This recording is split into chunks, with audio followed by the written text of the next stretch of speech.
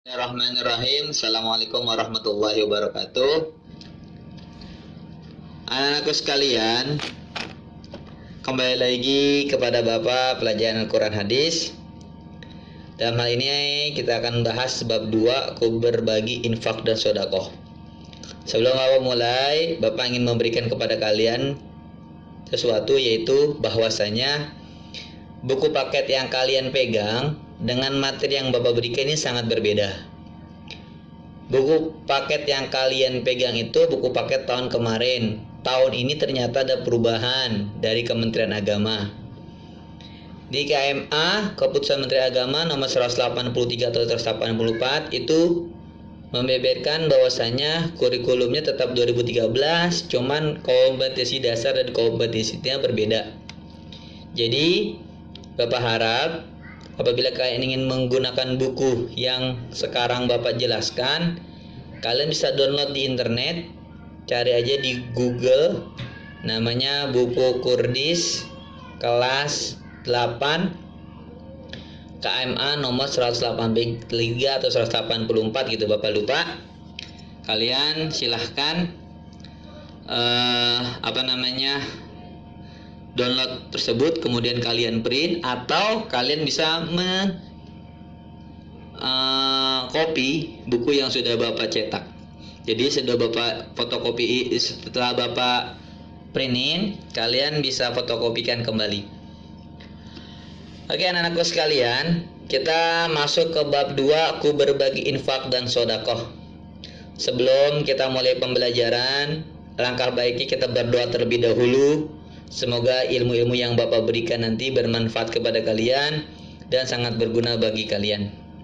Berdoa, kita membaca surat Al-Fatihah ya, biar ilmunya bermanfaat walaupun pembelajaran kita pembelajaran jarak jauh.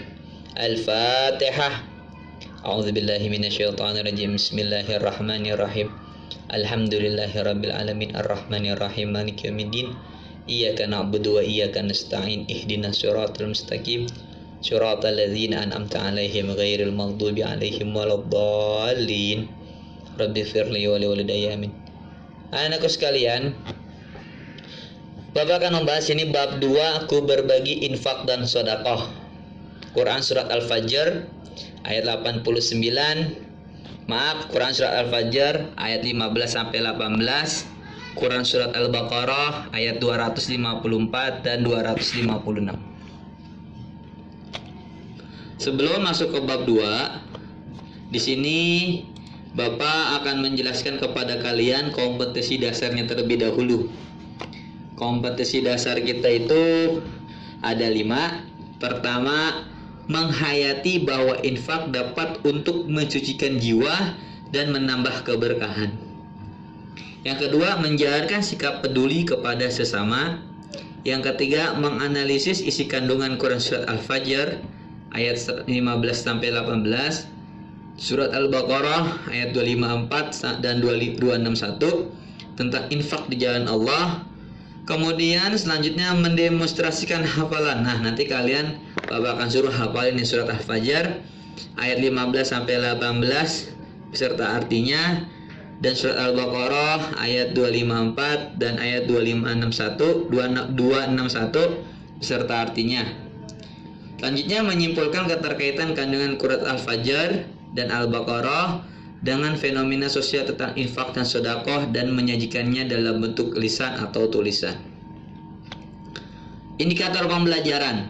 Ini indikator-indikatornya harapan yang harus dicapai, yaitu menjelaskan pengertian infak, menerjemahkan Quran surah Al-Fajr, Al-Baqarah tentang infak di jalan Allah Subhanahu wa taala, menganalisis kandungan Quran surah Al-Fajr, Al-Baqarah dan tentang infak di jalan Allah, menyimpulkan keterkaitan Quran surat Al-Fajr 15 sampai 18 dan Quran surah Al-Baqarah tentang infak di jalan Allah, menghafal. Nah, nanti kalian akan suruh dihafalin Al-Fajr 15 sampai 18 dan Al-Baqarah 254 dan 261 dengan terjemahannya, mendemonstrasikan hafalan. Jadi kalian harus maju ke depan, hafalin. Karena kita COVID, nanti Bapak akan minta kepada kalian untuk memvideokan hafalan kalian Quran Surah Al-Fajr dan Al-Baqarah. Membuat proyek video hafalan, mempresentasikan proyek video hafalan, membuat laporan tertulis kesimpulan keterkaitan kandungan Quran Surah Al-Fajr dan Al-Baqarah dengan fenomena sosial tentang infak dan sedekah, mempresentasikan laporan kesimpulan keterkaitan kandungan Quran Surah Al-Fajr dan Al-Baqarah dengan fenomena sosial tentang infak dan sedekah. Peta kompetensi. Yang pertama materi kita surat Al-Fajr dan Al-Baqarah. Aktivitasnya membaca dan menulis, menanya, menerjemahkan individu, menganalisis isi kandungan, menghafalkan perpasangan, berdiskusi keterkaitan berkelompok, membuat proyek video, mempresentasikan video. Keterampilannya ketelitian, kepedulian sosial, literasi media, literasi digital, kerjasama, berpikir kritis, dan kreativitas. Nah, sebelum kita masuk ke dalam Quran Surah Al-Fajr, di sini Bapak akan menjelaskan kata pengantar atau persepsi atau pewancana. Sungguh beruntung orang-orang yang diberi rezeki berlimpah oleh Allah Subhanahu wa taala. Namun demikian perlu disadari. Namun demikian perlu disadari bahwa rezeki adalah amanat dari Allah Subhanahu wa taala.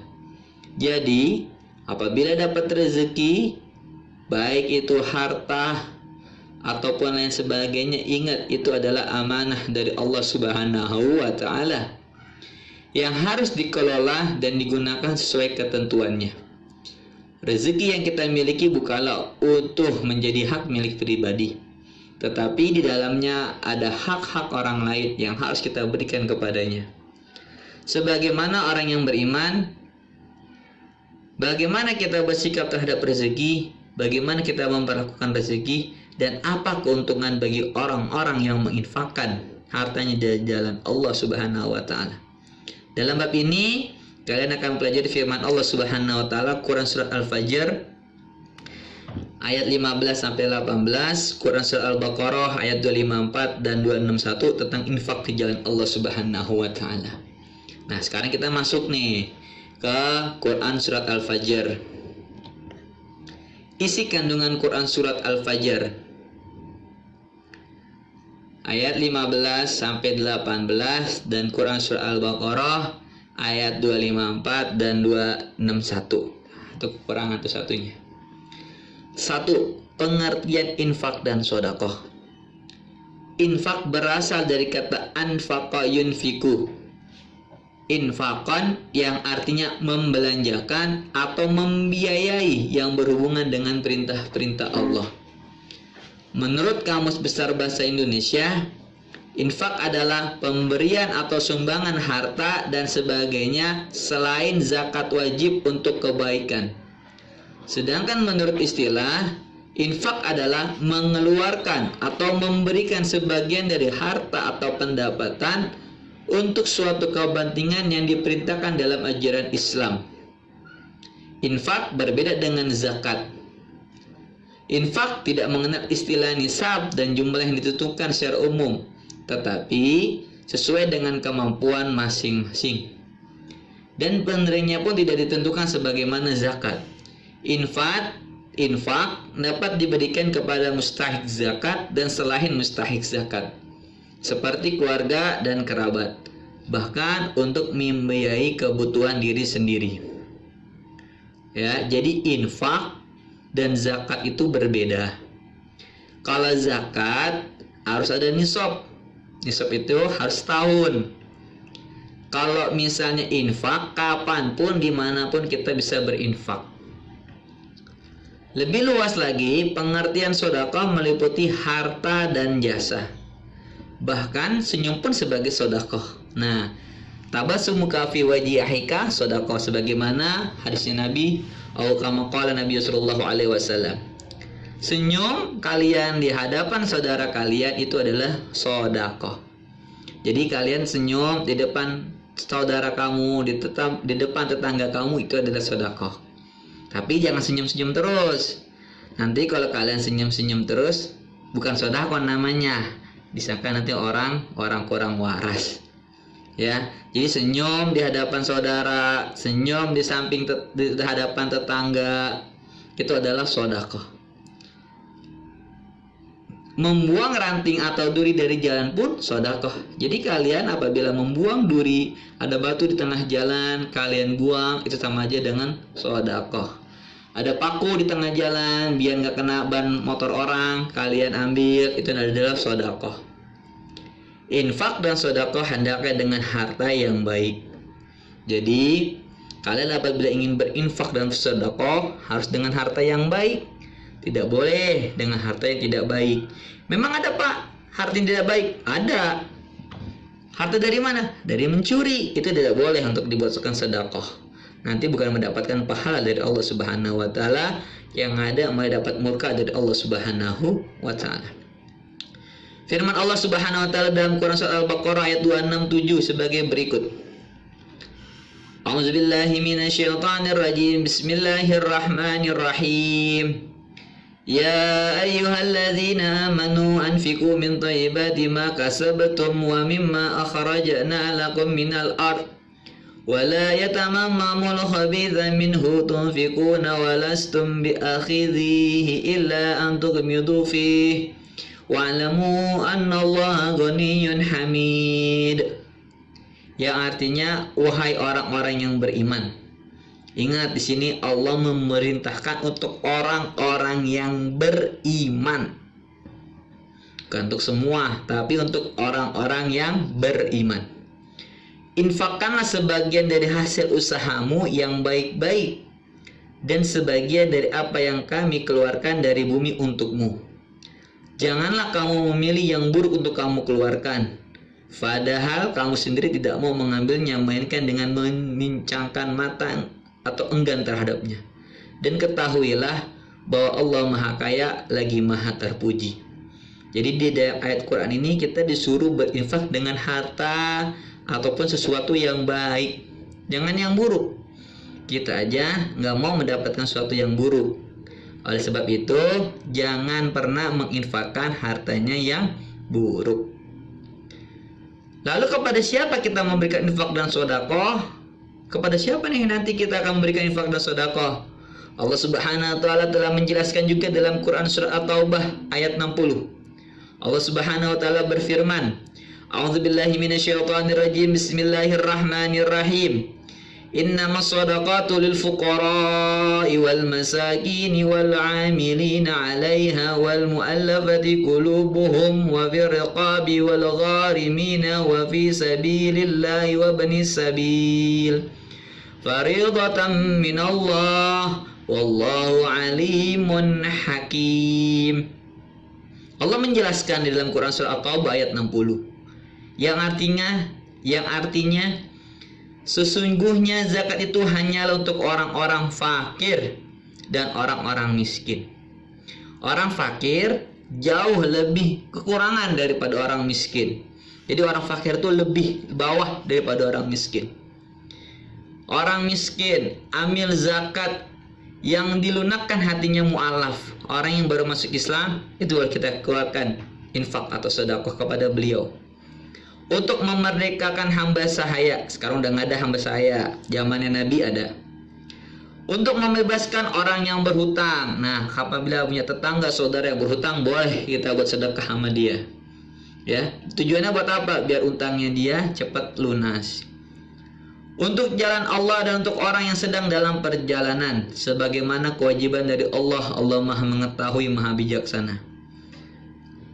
Untuk jalan Allah dan untuk orang yang sedang dalam perjalanan. Siapa orang dalam jalan? Orang yang sedang berjuang di jalan Allah. Kalau untuk saat ini, yaitu pada guru-guru kalian. Boleh kalian menginfakkan atau bersedekah kepada guru-guru kalian. Tapi angka baiknya jangan dinamakan sedekah apabila untuk guru. Namakanlah hadiah. Karena beliau berjalan di jalan Allah untuk memperjuangkan agama Allah dan untuk membuat rakyat Indonesia atau masyarakat Indonesia menjadi anak-anak yang bermartabat, kemudian juga jadi anak-anak yang soleh ataupun soleha. Jadi boleh apabila sedekah infak kalian berikan kepada guru gari kalian, guru ngaji, guru TPA, silahkan. Itu jauh lebih cakep. Karena beliaulah kalian bisa mengenal agama Allah Subhanahu wa taala. Selanjutnya, infak dan sedekah hendaklah dilakukan hanya karena Allah, nggak boleh karena lain. Nggak boleh kita pengen sedekah, pengen infak karena orang lain. Kalau kita karena orang lain, nggak bakalan dapat pahala dari Allah Subhanahu wa taala. Jadi, kalau kalian pengen dapat pahala dari Allah, ingat, sedekah, infak harus karena Allah. Jangan karena yang lain. Pengen lihat sama orang, nggak boleh. Hilangin perasaan seperti itu. Yang tahu isi hati hanya Allah Subhanahu wa taala. Manusia nggak ada yang bisa tahu hati orang lain kecuali Allah Subhanahu wa taala. Dan bersedekahlah kepada kami, sesungguhnya Allah memberi balasan kepada orang-orang yang bersedekah. Quran surat Yusuf ayat 88. Kita masukin surat yang kedua, Quran surat Al-Fajr ayat 15 sampai 18. Bacalah Quran surat Al-Fajr 15 sampai 18 sebagaimana dicontohkan guru pendamping, kemudian teruslah dengan baik dan benar. Bapak baca, kita kalau bisa sama-sama kita baca. A'udzu billahi minasyaitonir rajim. Bismillahirrahmanirrahim. Fa'ammal insanu idza mabtalahu rabbuhu fa'akramahu wa na'amahu fayaqulu rabbi akraman. Wa amma idza mabtalahu faqadara 'alaihi rizqah fayaqulu rabbi ahanan. Kalla bal la tukrimuna al-yatim wa la tahadduna 'ala ta'amil miskin wa ta'kuluna at-turatha aklan lamma wa tuhibbuna al-mala hubban jamma. Yang artinya, adapun manusia apabila Tuhan yang mengujinya lalu dimuliakannya dan diberinya kesenangan, maka dia berkata, Tuhanku telah memuliakanku. Adapun bila Tuhan yang mengujinya lalu membatasi rezekinya, maka dia berkata, Tuhanku menghinakanku. Sekali-kali tidak. Sesungguhnya kamu tidak memuliakan anak yatim, dan kamu tidak saling mengajak memberi makan orang miskin, dan kamu makan harta pusaka dengan cara mencampur-baurkan, dan kamu mencintai harta benda dengan kecintaan yang berlebih-lebihan. Jadi kita nggak boleh cinta terlalu berlebih-lebihan, ya. Cinta tidak boleh terlalu berlebih-lebihan. Penjelasan ayat dalam Quran surah Al-Fajr ayat 15 sampai 16 dijelaskan bahwa kecenderungan manusia merasa mulia dengan rezeki yang diberikan Allah Subhanahu wa taala. Padahal tidaklah demikian. Sesungguhnya harta itu hanyalah ujian dan cobaan bagi mereka. Dan begitu pula sebaliknya. Jika mereka diberi kesempitan rezeki, mereka menganggap Allah Subhanahu wa taala menghinakan mereka. Padahal tidaklah demikian. Sesungguhnya Allah memberi rezeki kepada siapapun yang disukainya dan tidak disukainya. Begitu pula Allah Subhanahu wa taala menyebutkan rezeki kepada siapa yang disukainya dan tidak disukainya. Dalam menghadap dua kondisi seperti itu, hendaklah manusia hanya bergantung kepada Allah Subhanahu wa taala. Nggak boleh dalam hati kita nih, Allah ngasih rezeki dikit banget nih. Nggak boleh begitu. Karena itu kehendaknya Allah, mana yang Allah sukain. Jika diberi keluasan rezeki, hendaklah ia bersyukur. Kalau Allah udah kasih rezeki yang banyak, kita harus bersyukur. La in syakartum la azidannakum wa la in kafartum inna azabi lasyadid, kata Allah. Orang yang bersyukur niscaya akan ditambah nikmatnya oleh Allah. Orang yang kufur, ingatlah azab Allah sangatlah pedih. Jadi harus bersyukur. Bersyukur bagaimana, Pak? Bersyukur apabila kamu punya rezeki, kamu keluarkan lagi rezeki yang kamu dapat kepada orang-orang yang membutuhkan. Itu disebut kamu bersyukur akan nikmat yang Allah berikan. Bukan berarti rezeki yang kamu dapat kamu habis-habisan begitu, itu namanya tidak bersyukur. Habiskannya maksudnya habiskan pada sesuatu yang tidak berguna. Dan jika dalam kesempitan rezeki, hendaklah ia bersabar tanpa menyalahkan siapapun. Kalau Allah tidak memberikan kita rezeki, kita bersabar. Bersyukur sama bersabar itu sangatlah penting bagi kehidupan manusia. Orang yang bersyukur bisa masuk surga, orang yang bersabar bisa masuk surga. Ya, kita harus bersyukur apabila dapat rezeki, dan kita harus bersabar apabila kita tidak mendapatkan rezeki dari Allah Subhanahu wa taala. Selanjutnya dalam Quran surah Al-Fajr 17-18, Allah Subhanahu wa taala mengisyaratkan agar manusia memuliakan dan menyayangi anak yatim. Siapa itu anak yatim? Anak kecil yang belum baligh ditinggalkan ayah kandungnya.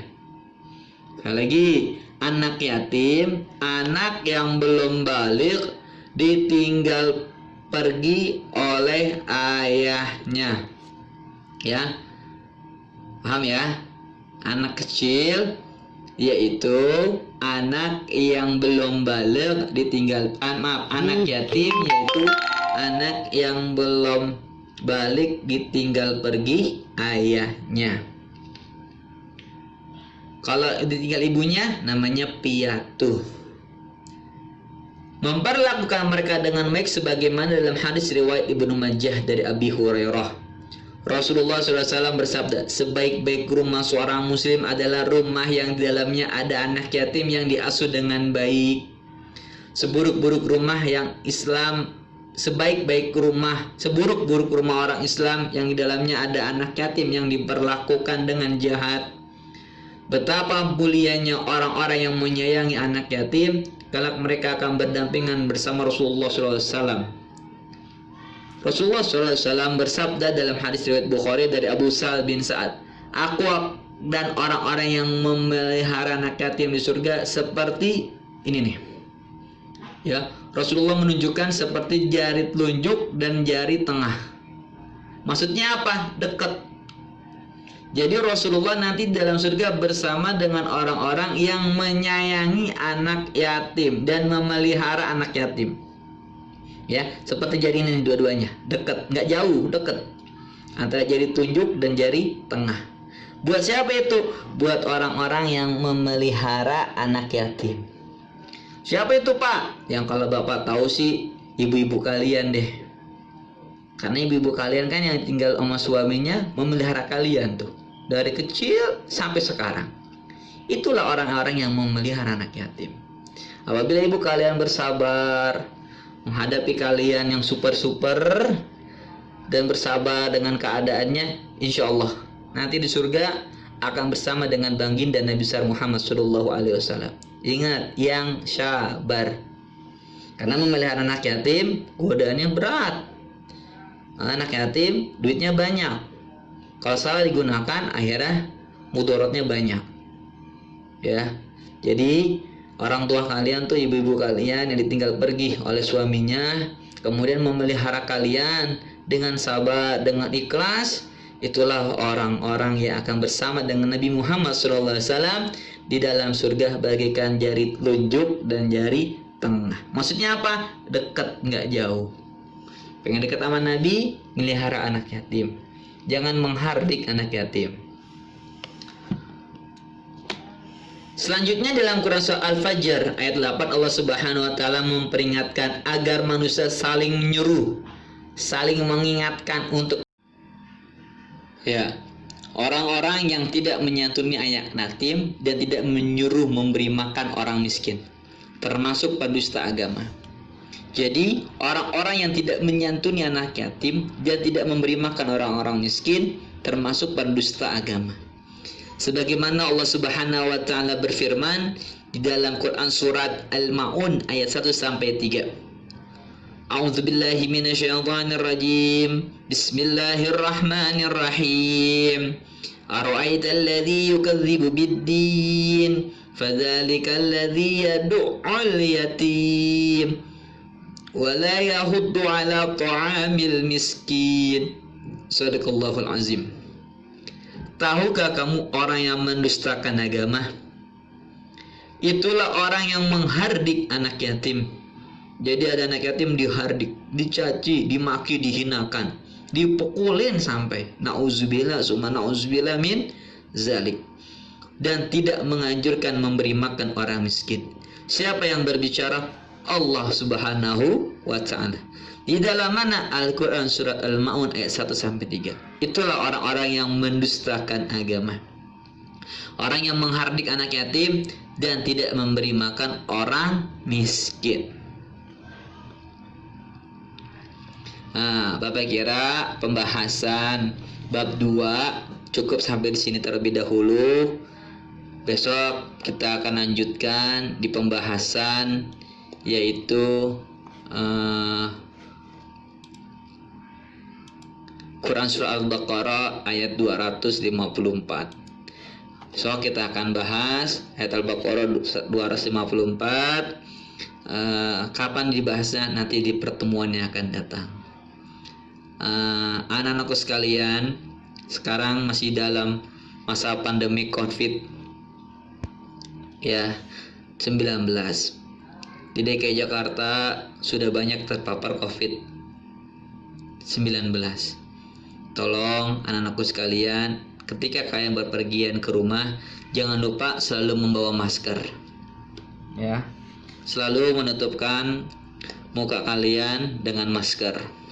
Kalau bisa pakai yang penutupan yang kayak mikai gitu sebelah sininya, agar kalian terlindung dari penyakit COVID-19 atau corona.